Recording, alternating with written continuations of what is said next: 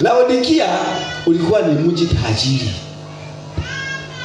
Laodikia walikuwa na mali nyingi sana. Laodikia walikuwa na dhahabu nzuri sana. Laodikia walikuwa na viwanda vya kutengeneza mavazi, nguo. Wakati huo Yohana anapewa ujumbe. Laodikia walikuwa na wataalamu wa kutibu macho. Yawezekana hata miwani walikuwa wanatengeneza wakati wao. Nakumbuka nisoma katika kitabu kimoja kwamba kuliwahi kutokea tetemeko la ardhi kule Laodikia wakati huo, mpaka serikali la Rumi likataka kusaidia wananchi wa Laodikia ili wajenge upya mji wao. Wananchi wa Laodikia wakakatalia mfalme, wakamwambia hatuhitaji msaada wako, sisi wenyewe tunajitosheleza kwa utajiri wetu, tutaujenga upya mji wetu wa Laodikia. Haleluya, amen. Hizo zilikuwa ni alama zinazoonekana katika mji yule wa Laodikia. Vile vile mji yule wa Laodikia ulikuwa na kitu kingine cha maana sana. Kawaida mji wa Laodikia ulikuwa hauna maji. Maji yaliyokuwa yanakuja Laodikia yalikuwa yanatoka mbali. Walikuwa wanayatoa mbali. Wakati mwingine, wakati wamevamiwa na maadui, walikuwa wanajisalimisha mapema ili maadui wasikate maji, mji ukakaa bila maji.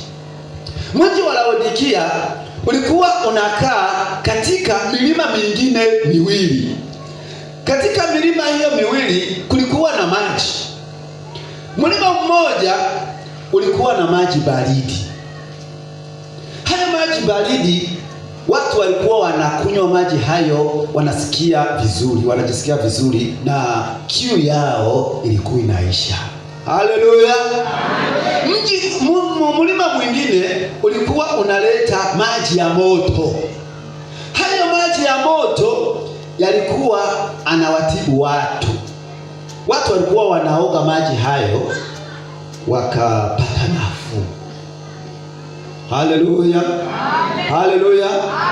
Na maana kwa barua hili lilipowaendea watu wa Laodikia wakiambiwa kuhusu maji baridi na maji ya moto, kwao walikuwa wanaelewa.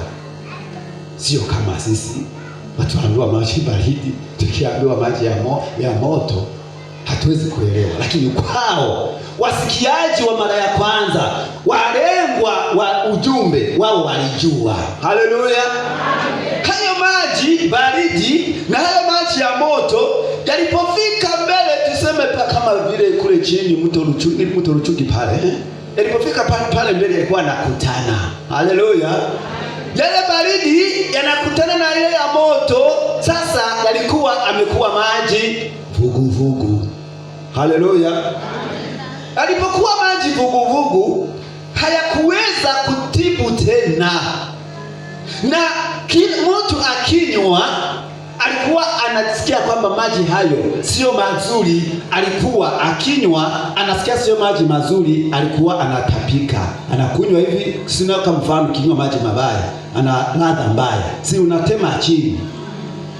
Kwa hiyo wao ndipo wanaandikiwa, anawaambia sikiliza wewe Laodikia, kwa vile hu baridi wala hu moto, kwa vile u vuguvugu, nitafanya nini? Nitakutapika. Tunaelewa?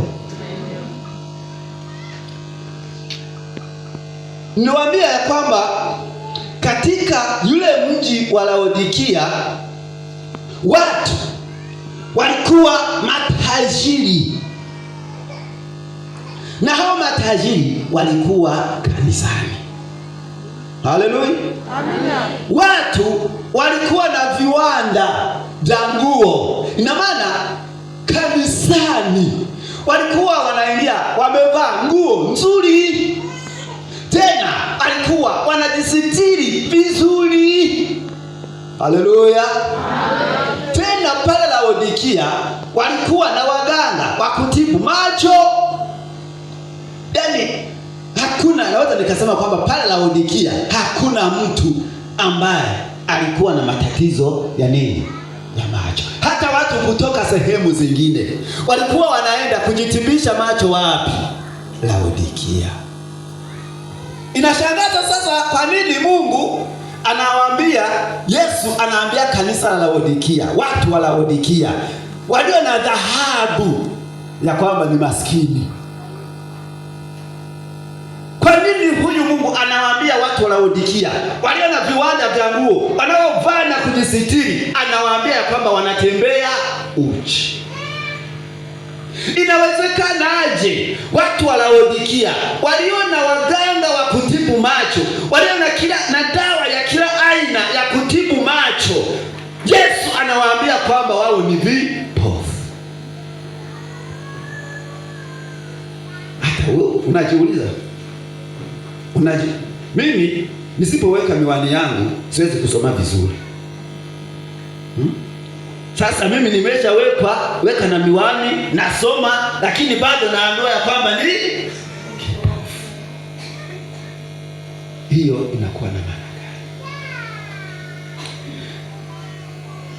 Kuna hawa watu watatu ambayo Biblia au maandiko haya yanaongelea, kwa sababu kuna watu baridi, au kuna aina tatu ya maji baridi, maji ya moto na maji vuguvugu. Lakini hapa maandishi anasema bora ungekuwa baridi au ungekuwa moto. Haleluya, amen.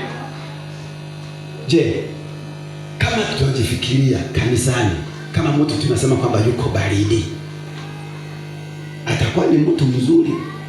Kama tunasema yeye ni baridi, Mkristo baridi, inawezekanaje Yesu ampende huyo anasema kwamba ni baridi?